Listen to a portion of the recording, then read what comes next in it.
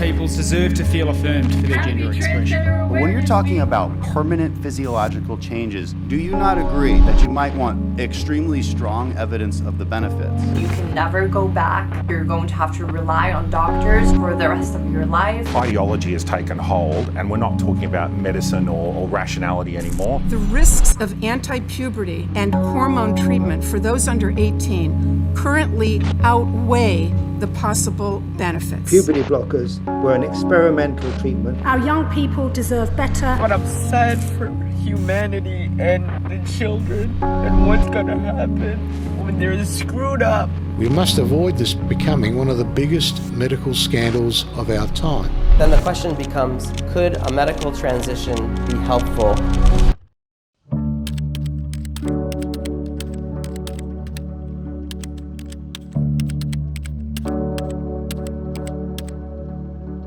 I wanted to change everything about me, and it was affirmed that I could do that. I can't escape my past. I can't escape who I am and my experiences. There's scars that I will carry for the rest of my life.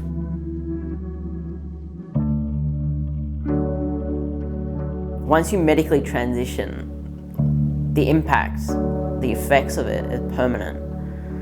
Surgery, cross-sex hormones, there's certain things, once you go down that path, there's no coming back from, in the sense of you're never going to be who you were before these things.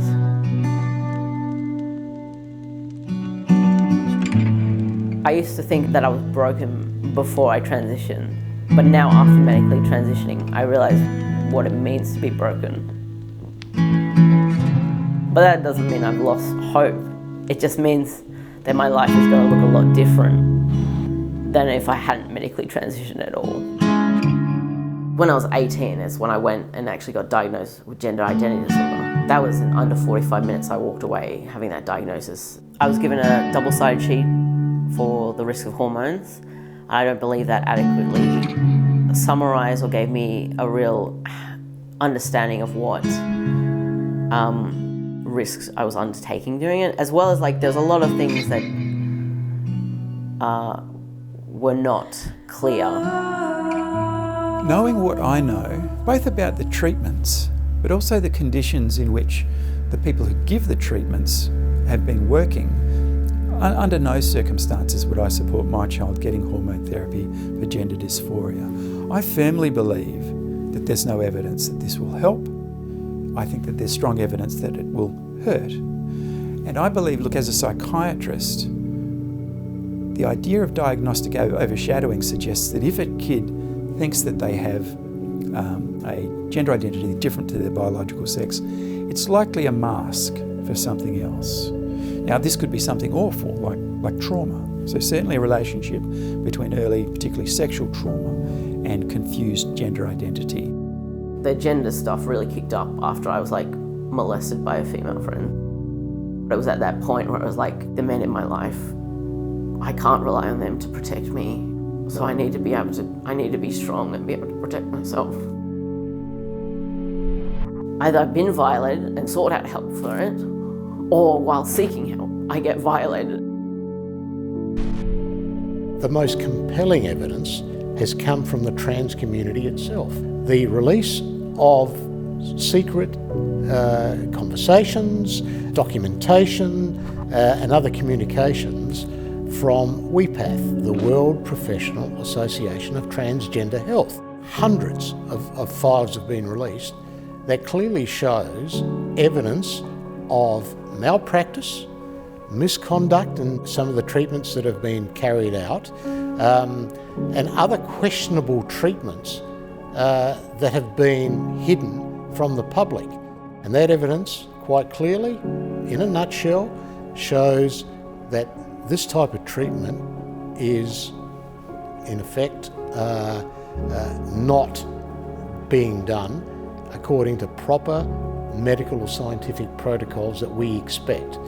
In fact, what's going on here, and let's be brutally frank, is a live experiment, a live human experiment using kids. I was on hormones for a total of 2 years, but 2 different times. I went on it twice because I was like, oh, maybe it was just other confounding factors that made the first time I went on hormones bad. Because I ended up going to emergency because it felt like I was being stabbed with a hot poker in my ovaries. I now understand, like, that's just what testosterone does to the female reproductive system. It like makes it atrophy and such. But the second time I went on it, I actually started to realize that I was actually getting gender dysphoria from the effects of being on HRT. It's destroyed my quality of life, and then I'm left with there's the physical scars, right? So it's I don't no longer have breasts, I have facial hair, my voice. That's something that I never thought of it. It's I'm never gonna hear that voice that I had before T. I'm never gonna hear that voice again. That voice is never gonna come back. There's things that have been lost that can never be brought back. There's no good evidence that providing hormone treatments for kids actually improves their gender dysphoria, the thing for which it's being provided, or in fact treats other conditions like general well-being, mental wellness, levels of depression, any of these other things. So in the absence of any good evidence that it helps kids, we know that it causes them significant problems. It significantly affects their bodies. It can have these severe impacts on things like bone density, fertility, and sexual function later in life. We were really asking kids to make decisions about something that there was no way that they could understand. If you have a treatment where you don't think it causes any good, and you know it causes harm, the only ethical position to take is that you don't give that treatment. It's incredible to think that here in Australia, politicians are being influenced who really are willfully turning blind eye to the increasing amount of evidence that is emerging about the treatments here. Now, I must say, we are talking about child welfare, child protection. That's what's important here, and they need to take this into consideration, not believe what they are doing is actually the right thing to do, because it isn't proven. And you have so many eminent professionals around the world that are questioning this type of treatment, not only overseas, but also it's happening here in Australia. But I just cannot understand why these politicians will bury their head in the sand and not look at the evidence and the lack of evidence that is out there. This is a dangerous new area that really needs to be investigated. At that time, I had the belief that I couldn't rely on my family, that I couldn't trust them. Looking back now, it's I understand how corrosive that has been for me. It's I felt like I couldn't trust the people that had my best intentions, but then it's the people I sought out in lieu of them, I was left worse off for doing that. I think one of the most harmful effects of gender-affirming care generally, and the gender medicine debate in particular, is the wedge that it's driven between a lot of parents and their kids. One of the most unethical parts of this movement to me is that, in fact, it's part of the strategy of the movement to put a wedge between kids and their parents. So a lot of the literature actually directly addresses the fact and says to kids, if your parents aren't fully supporting your decision as a biological male to present as a biological female, or to have a different non-traditional gender identity, that means they are essentially your enemy and you should remove yourself from them. That's an appalling thing to say, because there's no evidence that that is true.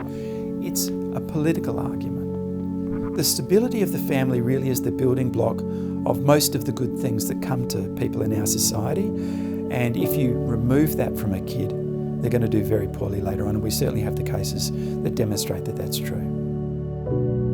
The thing that's hurt me the most is realizing I was a part of trying to push these ideas. Because I did advocacy and stuff. So I was it's not only that I've been hurt by it, but these policies and these ideas have actually hurt a lot more people than just me.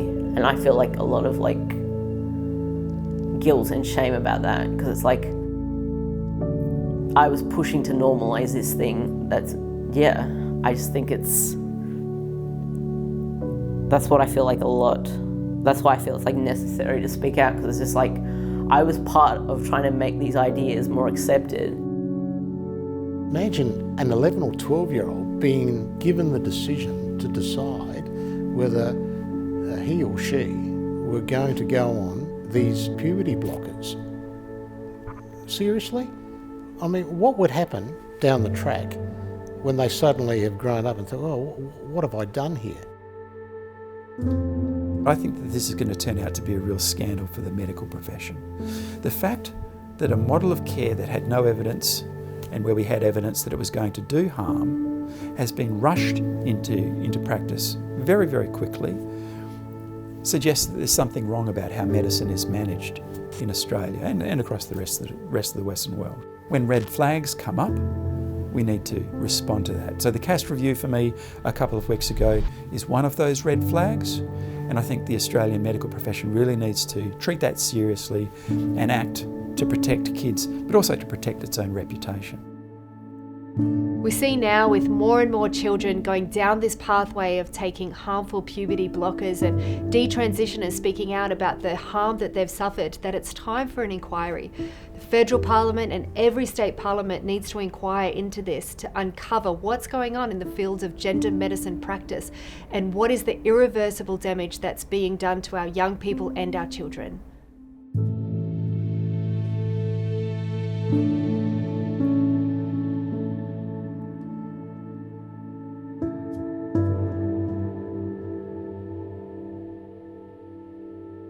you.